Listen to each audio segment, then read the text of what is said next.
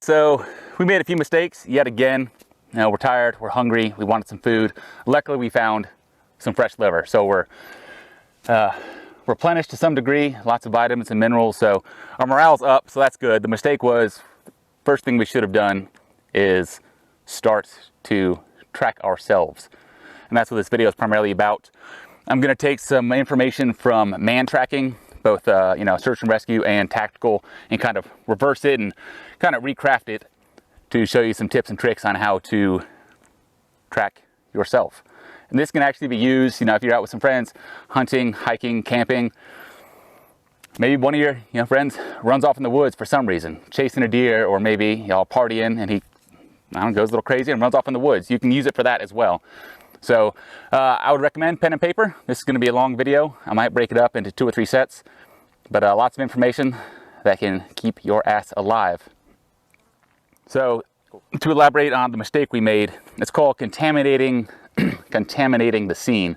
So while Dave and I were, you know, hunting, tracking, gathering supplies for our shelter, we essentially contaminated the scene pretty bad. So, you know, we have different options. You can do, you know, a wedge. What we're going to lean towards is kind of a modified tracker 360. And since I'm the experienced tracker, I'll be taking lead on this. And essentially what I'm doing is putting Dave at the last known location of spoor, which I'll go over in a second. So I'll have Dave at one location where base camp is, basically, where we know we've have spoor. And that's essentially where you start. And if you get lost in the woods, you're like, oh crap, where do I start? What do I remember? I remember this tree. Okay, well, can I find, listen, the last place you know you were is right where you are. Start where you are, especially if you're walking in a straight line or, you know, navigating and decide you're lost. Stop right there, mark your location, start your tracking from that location. It's your last known location, which is also called your LKS, last known spoor. So what we're gonna do is, again, do that 360. We're gonna show you what that looks like, but before we start, you need to know a few key words. First one is spoor, S-P-O-O-R, and that is essentially any sort of evidence that we naturally leave or intentionally leave for another person to see, or we just naturally do. For us, you know, footprints, broken leaves, a dry spot on the ground where, you know, we kicked up the dirt, leaves turned over. Those are all ground spoor. Anything that's located from the ankle down is known as ground spoor. Anything from the ankle up is considered aerial spoor. Aerial spoor could be, you know, maybe some vines or some thorns that were hanging down. And if you look at it, it looks like they've been kind of turned or rotated. Could have got snagged on someone's shoulder, maybe their pants. Cobwebs or spider webs are considered sign, but we're going to go ahead and put that in the aerial spoor category. So, you know, if you're tracking someone and, you know, you think you're on the track and you look up and there's a spider web, you know, at hip height and it's still intact, there's a good chance you're not on the right track. That could have been a smaller animal, maybe a deer or some other smaller, you know, wildlife. Probably not a person if the spider web's not broken. Or if it's not broken and you're doing some, no, it's more tactical shit. Before you start your tracking, you need to take a few things into consideration. You want to make sure you're tracking yourself. So one of the first things you could do is, one, take off your boot, one of your boots, doesn't matter, turn it over, and if you can, draw a picture if you have the ability to draw a picture. The reason we're drawing it is because each individual picks up on different details.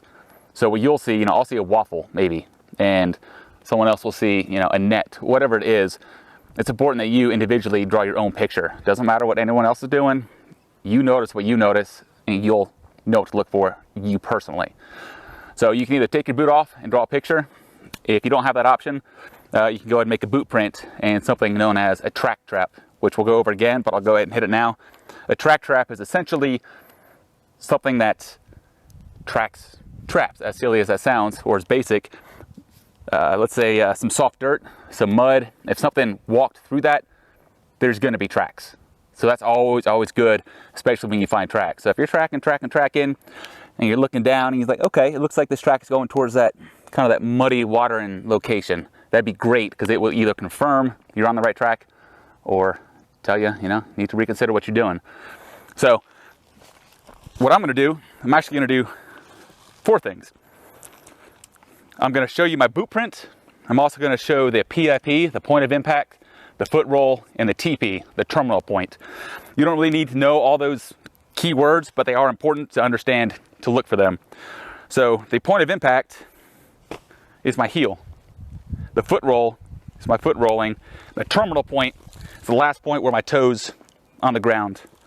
And all that will change whether you're running, you've added weight or decreased weight, or you're hurt. So all those are pretty important. We're gonna get a close up here in a second.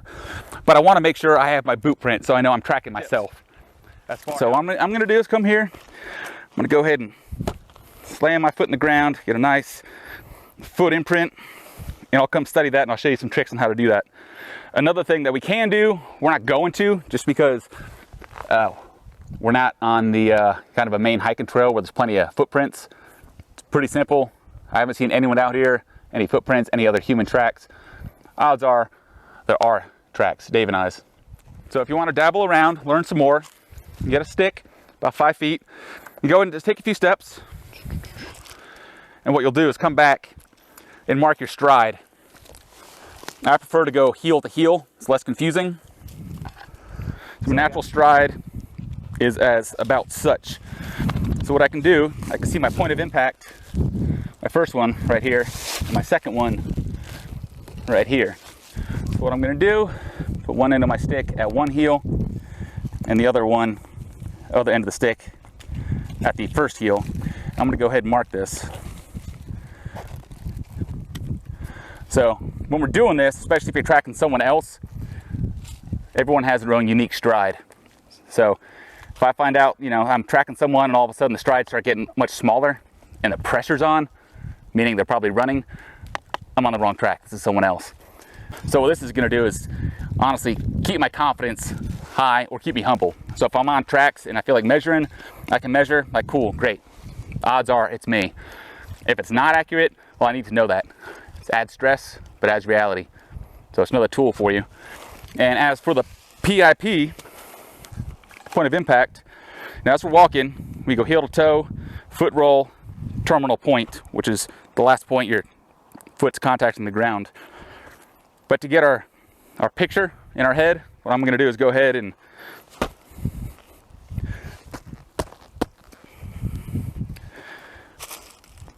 now I'm gonna go ahead and study that track. The time that you don't really want to be tracking is when the sun is almost directly above you. So the 30 minutes directly after sunrise is the best time to do it. Anytime between 11 and 2 where the sun's kind of directly above you, you're not going to see much. And I don't know if you can see this boot print right here, but I can see it clear as day from where I am. I just set my boot print right here. Problem is the sun's almost directly overhead due to the time of day, which is why studying tracks early in the morning or late in the evening is best when you still have some sunlight, but it's at an angle. So since we can't see this very well, I'm going to pretend or simulate it's nighttime by covering the sunlight. Now in this scenario, we don't have a flashlight, but if you do, this is a little tip and trick. I'm just going to come with the flashlight and come to the side, creating shadows. So hopefully you can catch shadows on this side, shadows over here, so the tracks just stand out so much easier with a little bit of assistance. Even coming over here, you can see the shadows. You take that away, it blends in. You give it all that sun, it blends in even more. So the concept with the flashlight is kind of the human's way of counteracting the time shadow effect. So think about the time of day you have no shadow. If the sun's directly above you, your shadow is directly underneath you. You don't have much of a shadow. But if the sun's 45 degrees to the east or west, doesn't really matter. You're gonna have a decent sized shadow. Just like I hold my hand here, I can see my shadow. If that sun was directly overhead, I'm not gonna have one, which is why using a flashlight really helps. So as the sun rises in the morning, it's gonna cast a shadow just like the flashlight did. So you can have all the shadows. As it comes up and directly above, those shadows go away.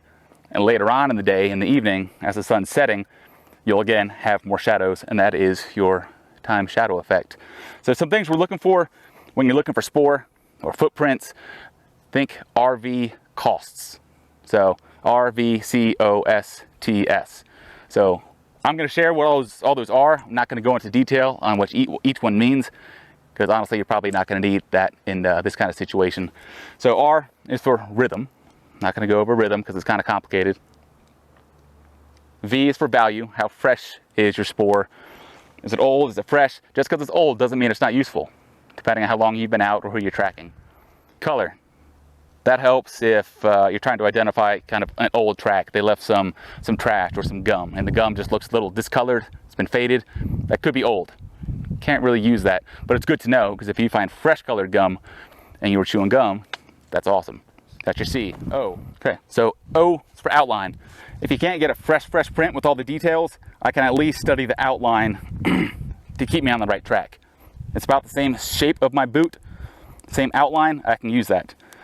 So it's kind of like more of like a partial print. If I can get, you know, just a chunk of my heel, that's good information for me. S is shape of my footprint, the heel size, the length, the width, the impression, depending on if you're on soft dirt or hard dirt. Then there's texture, and last one is shine. Shine helps you, especially if it's been moist or hasn't been moist, hasn't rained, but you see, you know, a print and some moisture in there.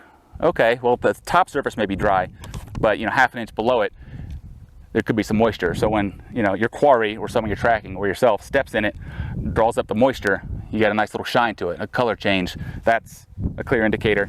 That's fresh print. So there's a few tips. Let's get started on the Modified Tracker 360.